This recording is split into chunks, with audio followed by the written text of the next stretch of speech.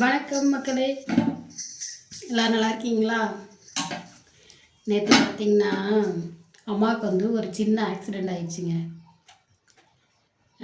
100 நாள் வேலைக்கு கிளம்பி போயிருக்காங்க. போகும்போது நடக்க முடியாது. எங்கள் அம்மாவுக்கு கொஞ்சம் தூரம் நடந்தாலே மூச்சு வாங்கும். சரின்னு சொல்லிட்டு யார்கிட்டையாச்சும் வண்டியில் கொஞ்சம் தூரமாக இருக்கிறதுனால யாரோடையாச்சும் வண்டியில் போயிட்டு வருவாங்க போல். அது மாதிரி நேற்று ஒரு மாமா வண்டியில் போயிருக்காங்க. போய் கொஞ்சம் தூரம் தான் போயிருக்காங்க. ஒரு அரை அடி அவ்வளோதான், அவ்வளோக்குள்ள தான் போயிருக்காங்க. ஒரு வேகத்தடை வந்திருக்கு. வேகத்தடையில் ஏறி இறங்கும்போது எங்கள் அம்மா போய் கீழே விழுந்துட்டாங்க. அந்த மாமா கொஞ்சம் தூரம் போய் தான் பார்த்துருக்காங்க. இது கீழே விழுந்ததில் நல்லா அடி, இப்படி குப்பர் அடிக்க விழுந்துருச்சு. எங்கள் அம்மா குப்பர் அடிக்க விழுந்ததில் நெஞ்சில் நல்லா அடிச்சிருக்குங்க. நெஞ்சில் அடித்து கால் பெருவரல் சைடில் பார்த்திங்கன்னா அப்படி நேராக கீறிடுச்சு. இப்படி சதை இப்படி பலாந்துருச்சு. அதோட இந்த அறிவாளி அம்மா என்ன செஞ்சுருக்கு, அங்கே 100 நாள் வேலைக்கு எப்படியாச்சும் சும்மா தானே போய் உட்காந்துருக்க போகிறோம் சொல்லிவிட்டு காலில் அடிபட்டுருக்குன்னு சொல்லிட்டு உட்காந்துக்குருவோம் அப்படின்னு தைரியத்தில் போயிருக்கு. அங்கே போக போக பார்த்திங்கன்னா கால் பிளாந்ததுக்கு அதுக்கும் ரத்தம் வந்துகிட்டே இருந்திருக்கு. சரின்னு சொல்லி அங்கே உள்ளவங்க என்ன செஞ்சுருக்காங்க, ஒரு துண்டை நனைச்சி காலில் நல்லா கட்டி விட்டுருக்காங்க. துண்டை கட்டினா துண்டு ஃபுல்லாக நனைஞ்சு ரத்தம் வெளியேற ஆரம்பிச்சிருச்சு. அவ்வளோ ரத்தம் வந்துருந்துருக்கு. ஆனாலும் எங்கள் அம்மாவுக்கு அசால்ட்டுத்தனத்தை பாருங்கள். இங்கேருந்து திரும்ப காலில் ஏற்கனவே அடிபட்டிருக்கு, ஹாஸ்பிட்டல் போக வேணாமாங்க. அதோடு அங்கே போய் வேலைக்கு போய் ஃபோட்டோ எடுப்பாங்க. ஃபோட்டோ மட்டும் எடுத்துகிட்டு செவனேன்னு உட்காந்துக்கிருவோம் அப்படின்னு போயிருக்கு. அங்கே போக போக ரத்தம் வெளியேற எங்கள் அம்மாவுக்கு நெஞ்சை அடைக்கிற மாதிரி ஆயிடுச்சு. எவ்வளோ அசால்ட்டுத்தனம் பாருங்கள். அடைக்கவும் அதுக்கு பிறகு தான் பயம் வந்துருக்கு. பிறகு அங்கேருந்து ஒரு அத்தையை கூப்பிட்டுட்டு பக்கத்தில் ஆரம்ப சுகாதார நிலையம் இருக்குது, அங்கே போயிருக்காங்க. அங்கே போகவும் அவங்க சத்தம் போட்டு எதுக்குமா இப்படி செய்கிறீங்க, லேசாக இருக்கும்போதே வந்திருக்க வேண்டியதானே அப்படின்னு சொல்லிட்டு பிறகு பார்த்திங்கன்னா விருதுநகர் ஜிஹெச்சுக்கு அனுப்பி வச்சுட்டாங்க. இது காயம் ஆழமாக இருக்குது, நீங்கள் அங்கே போய் பாருங்கள் அப்படின்னு சொல்லிட்டு. சரின்னு சொல்லிட்டு நேற்று அந்த அத்தை ஆம்புலன்ஸ்லேயே அங்கே போய் அட்மிட் பண்ணிவிட்டு என் தம்பிக்கு ஃபோன் போட்டு சொல்லியிருக்காங்க. தம்பிக்கு ஃபோன் போட்டு சொல்லி அது பிறகு என் தங்கச்சி ஃபோன் போட்டால் இந்த மாதிரி அம்மாவுக்கு அடிபட்டுருச்சு அப்படின்னு சொல்லிட்டு.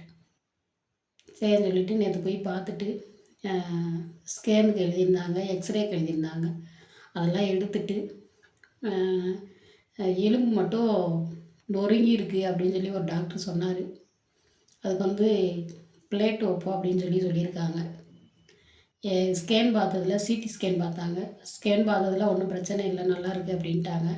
ஆனால் கால் விரல்கிட்ட மட்டும் எலும்பு நொறுங்கியிருக்கு அப்படின்ட்டாங்க. சரின்னு சொல்லிட்டு அதெல்லாம் பார்த்து முடிக்கவும் கீழே தான் வச்சுருந்தாங்க ஜிஹெச்சில். இப்போ பார்த்திங்கன்னா 5வது மாடிக்கு அனுப்பிட்டாங்களாம். தம்பி தான் கூட இருக்கான்.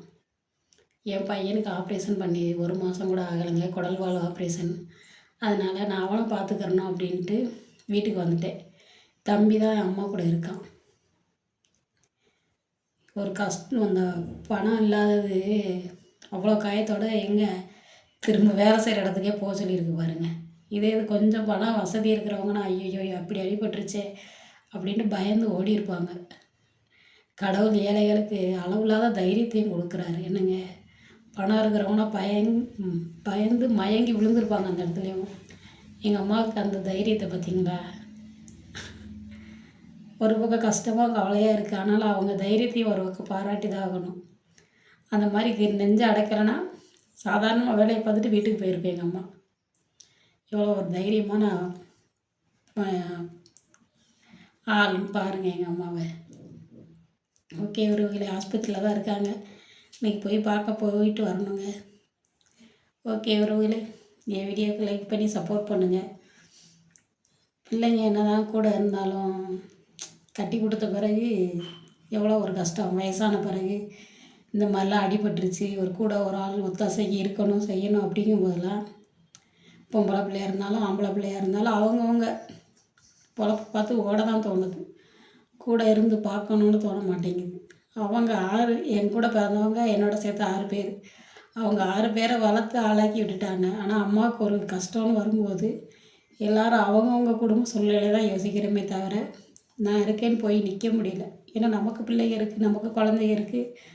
அதுங்கள பார்க்கணும் அந்த மாதிரி தான் தோணுது. அதனால் நாங்கள் விடலை, பார்த்துக்கிட்டு தான் இருக்கோம். இந்த மாதிரி ஒவ்வொரு சூழ்நிலை அமையுது அப்படின்னு சொல்கிறேன். ஓகே உறவுகளே, என் வீடியோவுக்கு லைக் பண்ணி சப்போர்ட் பண்ணுங்கள். Okay bye.